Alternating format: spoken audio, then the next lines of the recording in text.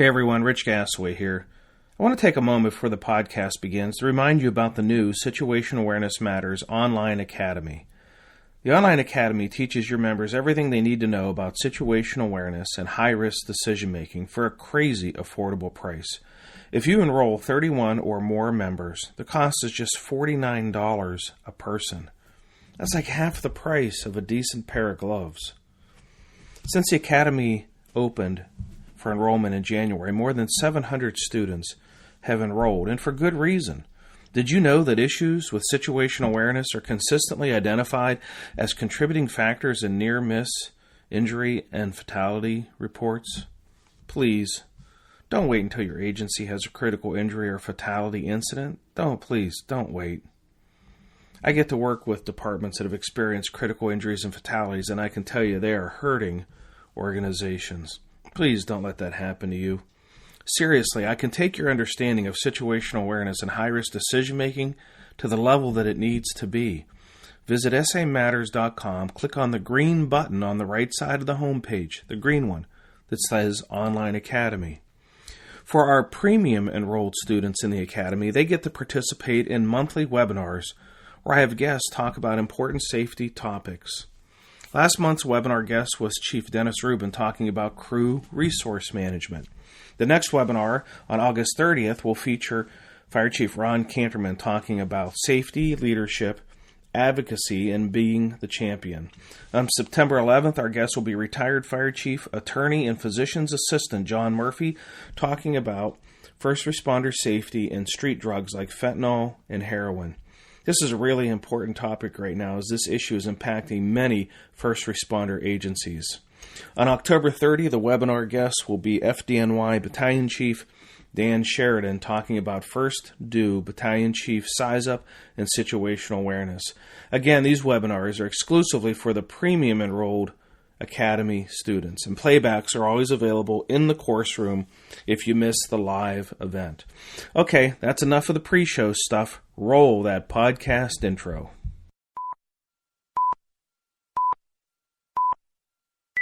Today's episode is sponsored by Midwest Fire. For more than 20 years, Midwest Fire has been manufacturing high-quality tankers, tanker pumpers, and fire rescue vehicles in the United States and Canada.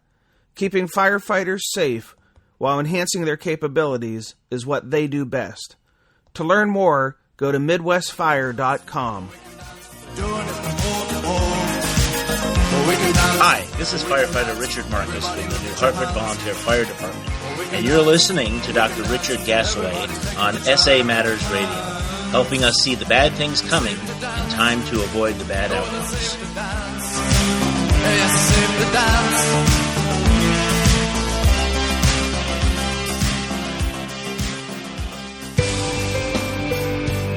Hey everyone, welcome to episode 172 of the Situational Awareness Matters radio show.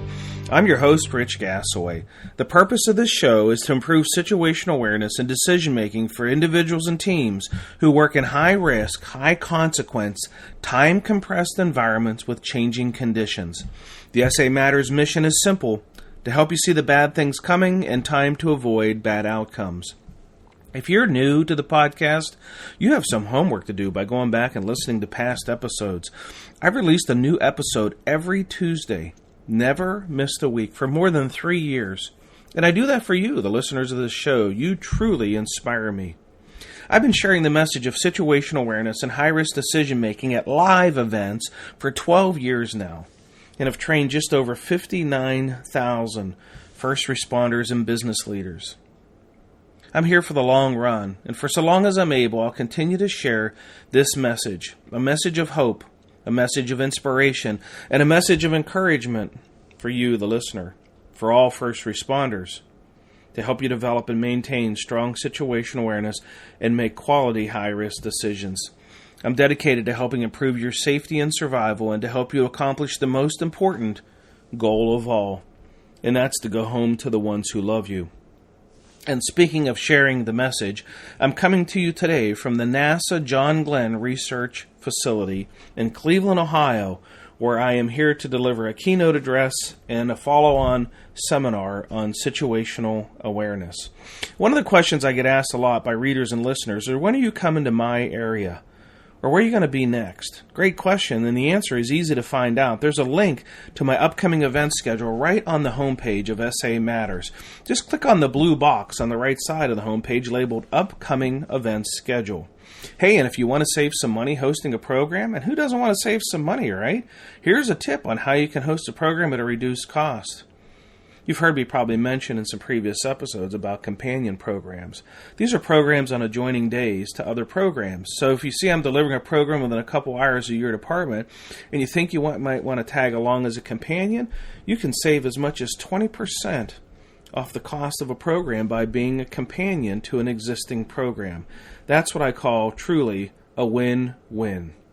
Before I dive into today's feature segment, I want to take a moment to talk about the Company Officer Development Institute program that I created back in 2009. Some of you know my second passion after situational awareness is developing the leadership skills of company officers, something I didn't do a very good job of when I was a fire chief, admittedly.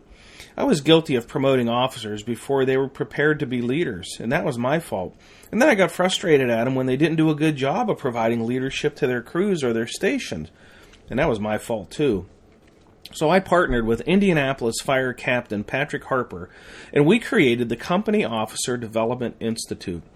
This program can be customized to run anywhere from 2 days to 5 days, and no matter what the length, there is no PowerPoint. Did you hear that? No PowerPoint.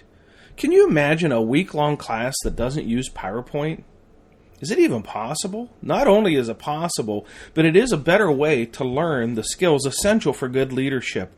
When adults are engaged in the process of learning and not just being lectured to, learning can be fun. And the important thing is the lessons stick. We share practical, actionable best practices for leadership, problem-solving, conflict resolution, teamwork, communications, motivation, accountability, generational issues, discipline, coaching for performance improvement, and more.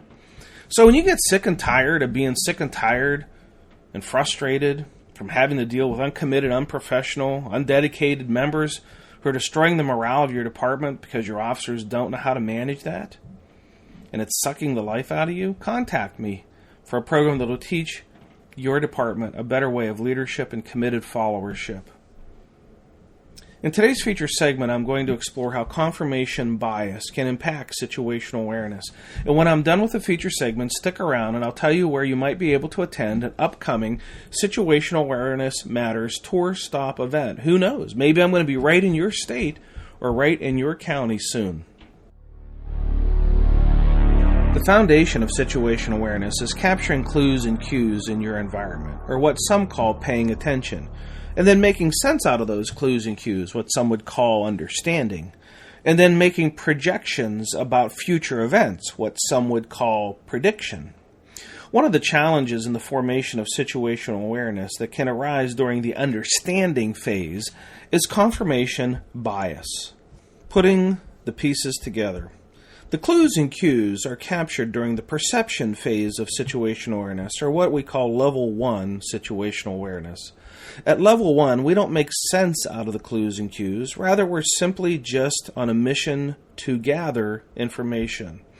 It is at the level 2, or the understanding phase of situational awareness, that we take the clues and cues that we captured in level 1 and put them together to make sense out of what is happening. It's much like putting the puzzle pieces together in a jigsaw puzzle. Intuition. Expertise aids in the formation of situational awareness and improves decision-making. The past experiences of training and calls are stored in the subconscious mind. When under stress, the brain searches through these memory stores looking for a solution. The solution is found in the formation of a pattern match, a connection between clues and cues in the current situation and stored clues and cues from past experiences. When the brain forms a pattern match, it can reveal itself as a gut feeling. That gut feeling is intuition. The fallible brain. The human brain is an amazing pattern matching machine. It can search through billions of patterns of information stored over a lifetime and find the similarities of those past experiences and apply the lessons to guide you to a decision. There's just one problem. The brain is not flawless. It can pattern match a solution to a problem, trigger intuition, give you a gut feeling of what you're supposed to do or not do, and yet be completely wrong. While the brain has an uncanny ability to find the correct solutions, and following your gut feeling can be the right thing in most circumstances, it is not flawless. When should you blindly trust your gut? When your intuition or gut feeling tells you that something bad is about to happen, you should trust it and get out of that situation. Or if you're the commander, order others out of that situation. The worst thing you can do is dismiss your gut feeling as a coincidence, or, as some have told me, indigestion. The gut feeling is your sixth sense, the pattern match that forms the gut feeling in your body's way of issuing you a warning based on your subconscious knowledge of past training and past experiences. When the red flags go up, the warning should be heeded, even if you're not able to articulate the words as to why you feel things are not going well. That feeling, or impending feeling of doom, or impending feeling of failure, is a warning sign to be taken seriously. How about when you should not blindly trust your gut? When your intuition or your gut feeling tells you that things are going exceptionally well, validate your gut feelings by looking for facts and data that prove the gut feeling is correct. It is the facts and the data that prove the gut feeling right or wrong. Unlike the previous example, where you don't want to take the time to validate the bad feelings in a time-compressed, high-consequence environment, when you have a euphoric feeling that everything is going well in a time-compressed, high-consequence environment, you want to make sure your intuition is right. The consequences of blindly trusting your gut feeling are too high. Enter the confirmation bias. When in search of facts and data to validate your intuition, you can suffer from confirmation bias. Confirmation bias is a human tendency to favor people or information that validates your feelings or beliefs. This can cause you to selectively capture clues and cues that only validate your intuition. When faced with clues and cues that don't fit your understanding, you may dismiss them as being inaccurate or inconsequential. This tendency can drive you to only seek clues and cues that prove you are right and completely overlook those clues and cues that might be proving you are wrong. Clues and cues that don't fit your understanding can be confusing, and when you're under stress during a high-consequence, time-compressed environment, there may be no time to sort out that confusing information, so your brain can dismiss the data that does not fit. You may do this consciously, making a decision to contradict the data that appears not to be important, or your brain may do it subconsciously, shedding or more formally filtering the data that does not fit your understanding.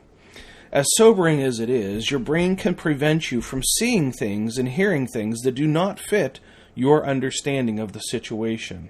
And to make it more sobering, your brain can make up new information, truth notwithstanding, to fill in the holes created when the unbelievable clues and cues are filtered out. I have demonstrated this many times during my mental management of emergency programs or my flawed situational awareness programs. In fact, I've demonstrated this over 500 times. Your confirmation bias can have a powerful impact on your situational awareness. There are many cognitive biases that impact human understanding. Some sources list more than 100 of them. Many of them can impact the quality of your decision making. Confirmation bias is particularly challenging to situational awareness because it can prohibit the uptake of critical clues and cues that can foretell impending doom. When faced with information that do not fit your understanding of what is happening, resist the urge to dismiss the information as happenstance or inconsequential. Instead, consider the refuting data as a warning sign that you may have a flawed pattern match and flawed intuition. This can be challenging because some of the data may very well be happenstance or inconsequential. Assessing the refuting data is time-consuming and requires a lot of cognitive energy, so it can slow down your decision-making. This is where it can be very helpful to have a second person to run the contradictory data past. Ask them to think about what the data means and how it fits into the overall picture. For example, if you're putting together a jigsaw puzzle that appears to be an outdoor scene, and you come along a piece of a puzzle that looks like a typewriter, should you dismiss it as an errant piece of puzzle that maybe got into the box by accident, because a typewriter really doesn't fit in an outdoor scene? Or should you try to understand how a typewriter might fit into the puzzle, and exactly what does that mean? In brain science parlance, this is called sense-making. And that's exactly what we need to do with refuting data. Make sense out of it. Don't blindly dismiss it.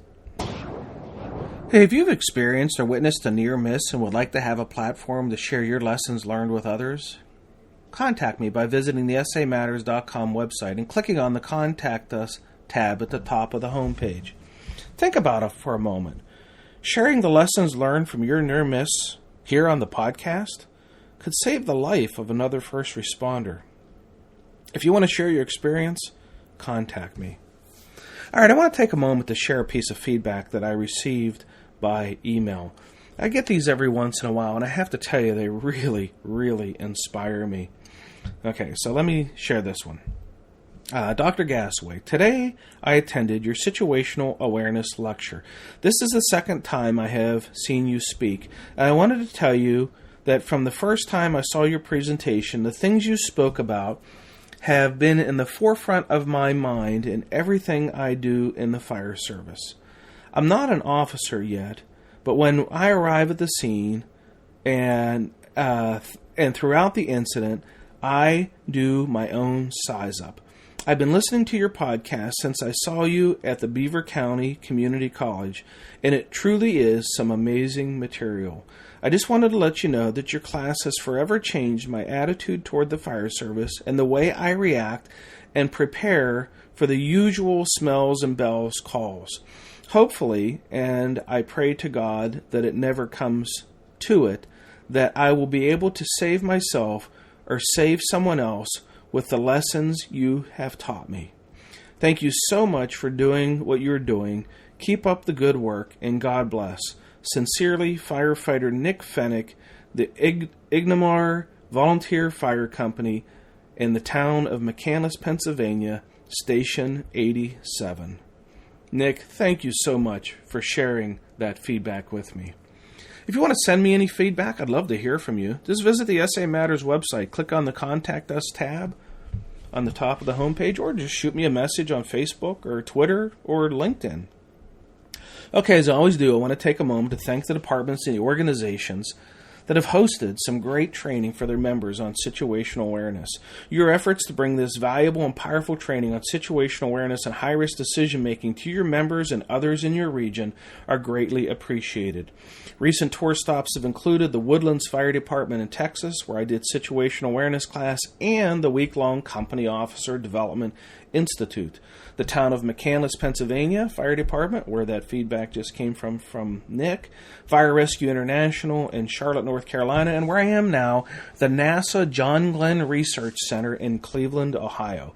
And by the time this episode airs, I will have completed programs for the Tennessee Safety and Health Conference and 2 programs hosted by the Evansville, Indiana Fire Department in conjunction with the Indiana Fire Chiefs Association. I'm so thankful for the presentation opportunities I have upcoming, and if you're interested in joining me on August 10 and 11, I'll be in Redmond, Washington, August 22 through 24, Lexington County, South Carolina, August 26 and 27, Houston, Texas, September 5 and 7, the Norfolk Naval Shipyard, September 11 and 12, Chesapeake Fire Department, September 13 and 14, Henrico County Fire Department, September 18-19, Topeka Fire Department, September 20, Sny Valley Fire Protection District, September 21, the International Association of Fire Chiefs Company Officer Leadership Seminar at the University of California, Davis campus, September 26, the Pearland Fire Department in Texas. In October, the SA Matters Tour is going international in a big way, with programs in October in Sydney, Australia, Melbourne, Australia, Perth, Australia, Christchurch, New Zealand, Auckland, New Zealand, Amsterdam, Netherlands, and Antwerp, Belgium. That'll be 12 programs and 77 flight hours in 28 days. This is the craziest Situational Awareness Matters tour stop ever.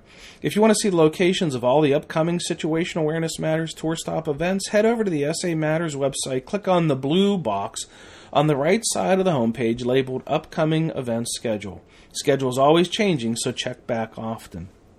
If you're interested in hosting a Situational Awareness Matters tour stop program, there are only a few dates left in 2017, which is then now pushing all the bookings into 2018. So even if you're interested in booking something in 2018, now would be the time to get your date secured.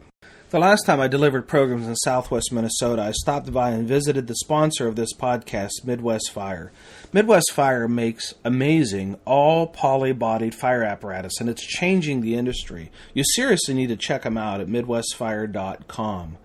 Anyhow, I got the chance to sit down and talk to a few of their employees about what separates Midwest Fire from their competitors.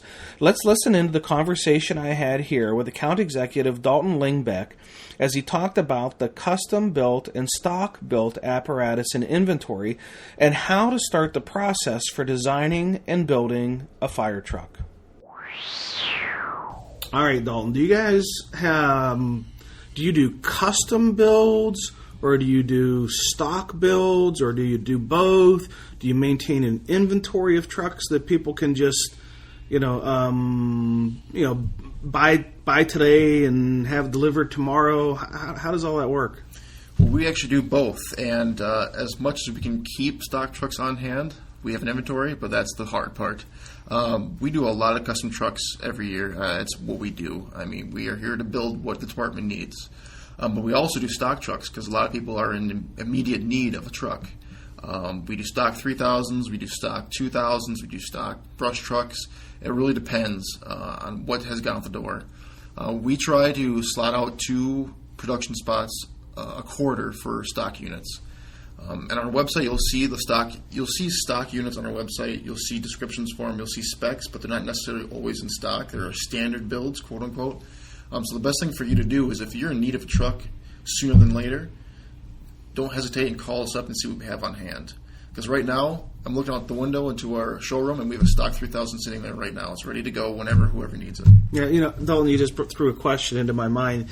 And if somebody is, thinking at some point they're going to need a fire truck, how far in advance of needing a fire truck should somebody at least start to make an inquiry and start to have a conversation and establish a rapport and relationship?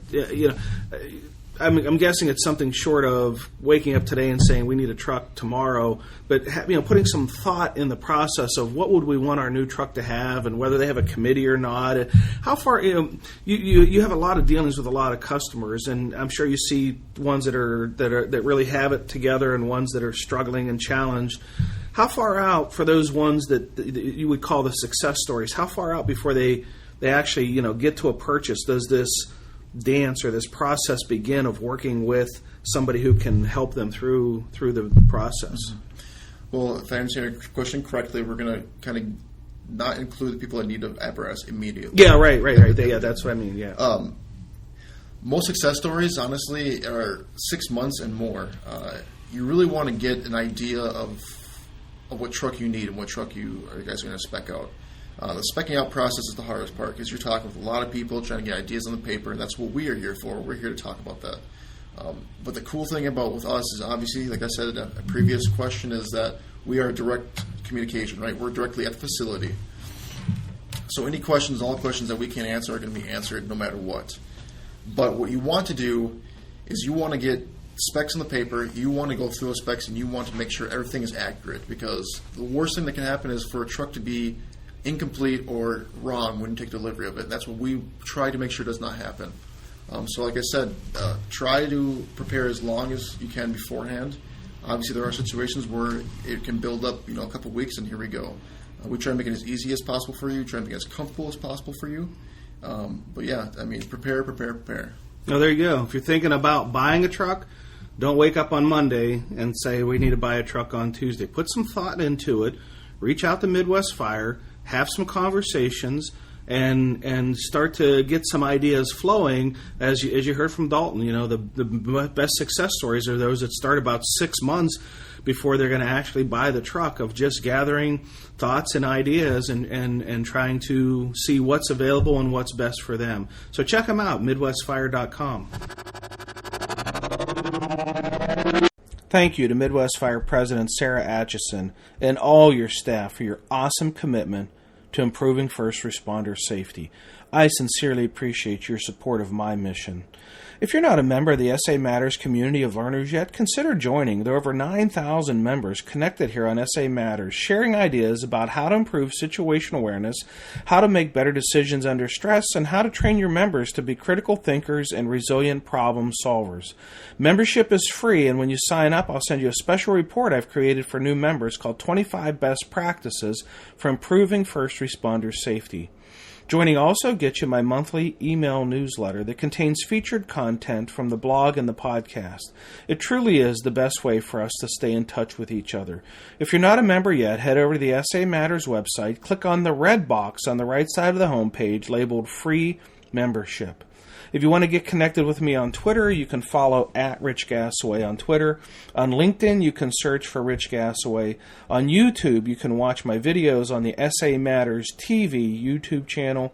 And on Facebook, you can like the SA Matters Facebook page. Well, that's it. Episode 172 is complete. Thank you to our awesome podcast sponsor, Midwest Fire. Thank you to all of our live event hosts.